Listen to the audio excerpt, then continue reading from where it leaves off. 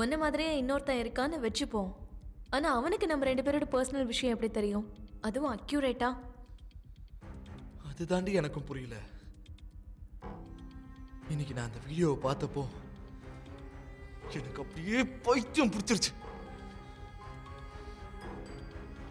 இத்தனை நாள் அதெல்லாம் என்னோட பிரம்மன் நினைச்சிட்டு இருந்தேன்.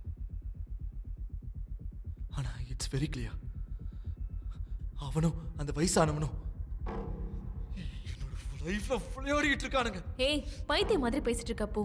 சீரியஸ்லி உண்மையா சொல்ற, பைத்தியம் சொல்ற? என்னோட ப்ராப்ளம் யாருக்குமே புரிய மாட்டேங்குது. காதலிக்கிற பொண்ணு என்ன புரிஞ்சுக்கலனா என்ன வேற யார் தாண்டி புரிஞ்சுப்பாங்க? அர்த்தம் இல்லாம பேசிட்டு இருக்கிறது நீதான். ஆமா, எனக்கு வேற வேலை இல்லல, அத உன்கிட்ட போய் சொல்லி டைம் பாஸ் பண்ணிட்டு இருக்கேன். நீ தான் வாழ்க்கையில ரொம்ப பிஸியா இருக்கே, போய்ட்டு வேலைய பாரு போடி.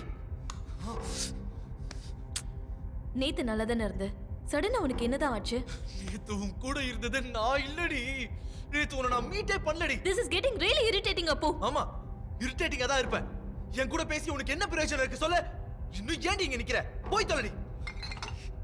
ப்ராப்ளம் நானே பாத்துக்கிறேன். சரி, அப்ப நான் கிளம்புறேன். கதவு திறந்ததா இருக்கு, கிளம்பு. நீ அடிக்கடி அதே சொல்லிட்டு இருக்க வேண்டிய அவசியம் இல்ல. என்னென்னவோ பேசிட்டு இருக்க. சாரி சொன்னா, சாரி சாரி டி.